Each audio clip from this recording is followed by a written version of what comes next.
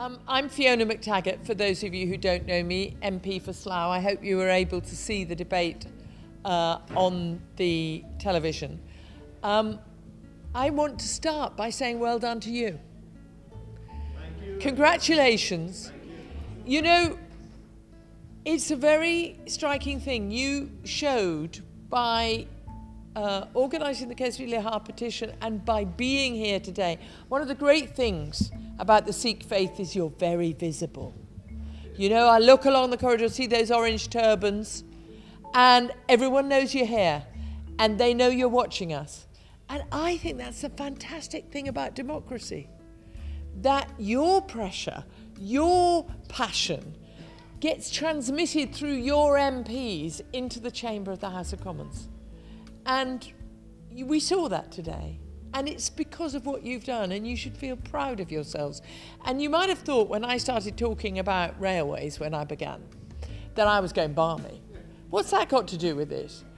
And what I was trying to do was contrast the kind of cynicism which a government minister who said she'll only stand up for something when she's giving a poke, when she's in opposition. Because of course, you know, I used to be on that side of the chamber. I used to be a Home Office minister.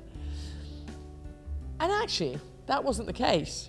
You know, Labour government ministers in transport and all sorts of departments got just as hard time from me as the Conservatives do.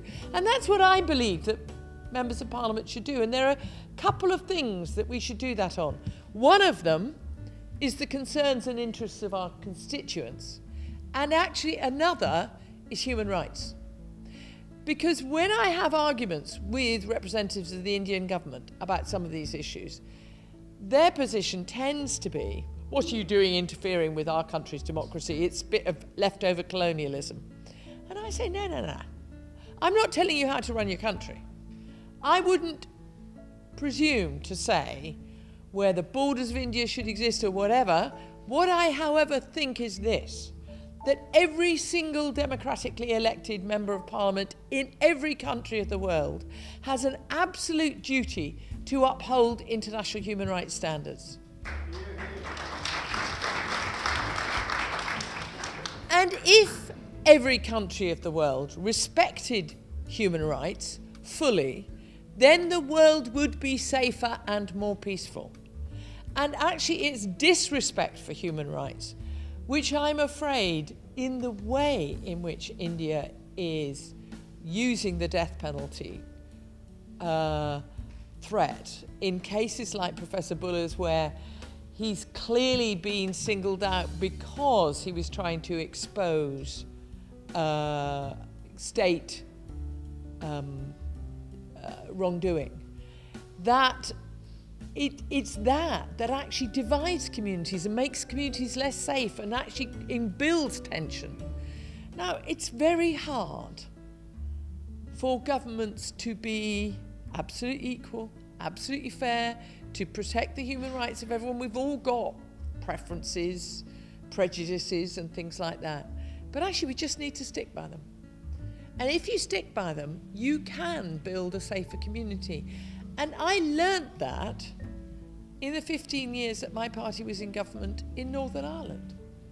I learnt that building peace requires compromise, requires difficult decisions, but above all, it requires the opportunity to speak, to actually listen to alternative points of view, and to find ways of creating a context in which everyone thinks their voice is heard. Not that they get their own way on everything, but that their voice can properly be heard.